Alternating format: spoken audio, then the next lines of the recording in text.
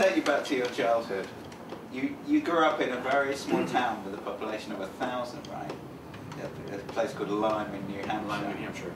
How much of a world away did that feel from the rock and roll records that you were listening to on the radio as a boy? Well, at that time, I was in Lyme pretty early in my childhood, and the way we didn't hardly listen to the radio. I mean, we might have got a station or two, and my main connection was my mom's Beatles records, and the Beatles just blew my mind. I was completely out of context. I think it was probably early 70s when I was listening to the Beatles that came out in, 63, 64. When I was born, interestingly, the week I was born, April 3rd, 1964, the Beatles had 6 top 10 hits. I mean, just completely dominated the charts. The week I was born was their peak. There's something prophetic about that, considering how much the Beatles sort of landed up running through your life. I think so, yeah. I find it significant. I think the Beatles seemed sort of beyond reach in a way. It was something, how do they write songs like that? I mean, it just seemed mind-boggling to come up with these gorgeous melodies. Where does that come from? I think it was like, I can't approach that. I can't get near that. But then when I heard Bob Dylan when I was 21, he helped it he also affected me a lot in a sort of different way. But I think that's when I picked up a guitar, is when I heard him on particularly the Freewheeling record. So how would you describe the songwriting process for you? I write and play what I like and love, and I don't pay attention to what's going on, to my financial detriment, what's going on in the world around me. I am conscious when I write that I want this to be accessible. I want people to be able to identify and know where I'm coming from. So I hope that the songs are both personal and accessible at the same time. That's great. Give me an example of something very personal that you've written that means a lot to people. Well, here I can think of one that it's personal and also has some humor in it, which might be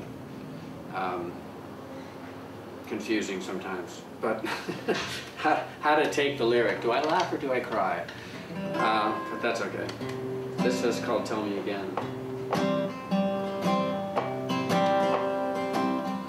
You and me, baby, we could talk all night.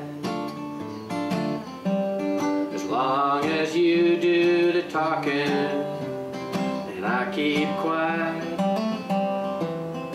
Everybody needs a place to put down their load, but the only shoulder that I get to cry on's the one by the side of the road.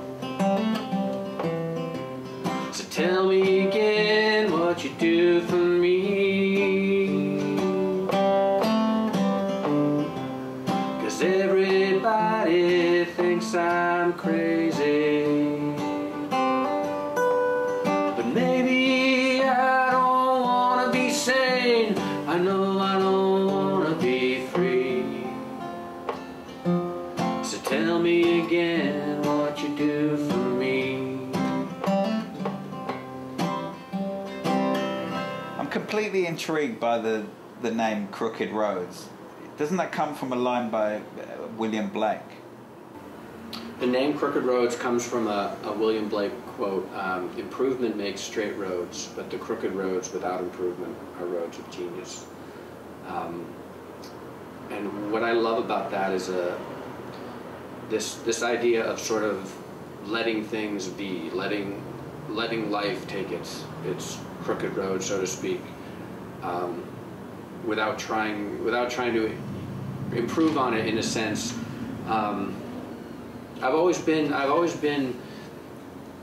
a huge fan of this metaphor of a stream which is sort of like a road, where the stream, it has a direction which is always downhill, but sometimes it needs to take a detour if it hits a boulder, or or needs to build up in a pool and then flow around to the side. And I think that's partly the metaphor I was going for as well in the Crooked Roads. And I'm a huge William Blake fan too, so.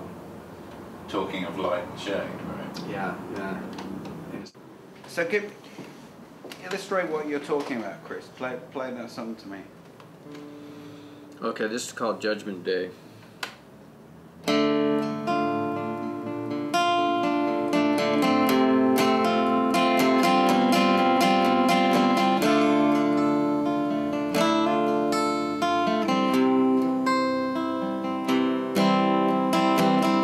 When you're searching for your name and your only answer is your pain, lay down on the ground and feel the wind. 'Cause in the night there's something calling. How else could you ever see stars are falling? How else could you know the light of day? Everybody got wings, everybody got soul, everybody real scared, ain't nobody let it show. Everybody go to work, everybody get their pay, everybody got their own judgment day. I've always liked the idea, and I've always wanted to write a song. This concept of taking these things that we hold, that we tend to look at as way out there and, you know, up in the sky, or even magical or religious, and bringing it into the here and now, and all these spiritual elements. There really is no separation between what's spiritual and what's physical and what's everyday. That is spiritual. I read an interesting interview with you recently where you were talking about the idea that your music was represented by some imaginary film of yours of Hank Williams growing up hanging out with the Beatles.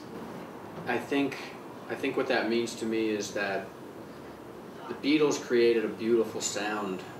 They were about a sound, really, and Hank Williams was about his life and putting his relationships and his experiences down in a soulful way.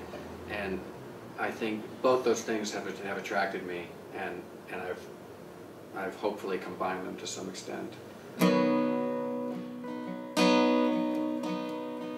I won't roast over the fire of my own mistakes, and I won't let my heart die, no matter how much it aches.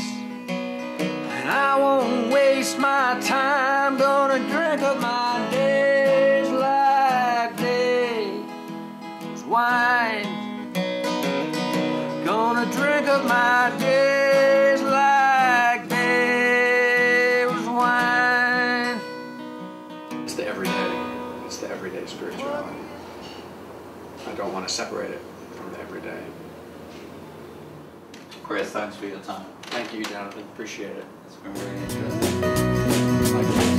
I got the moon in my pocket, got the stars in a bottle of gin,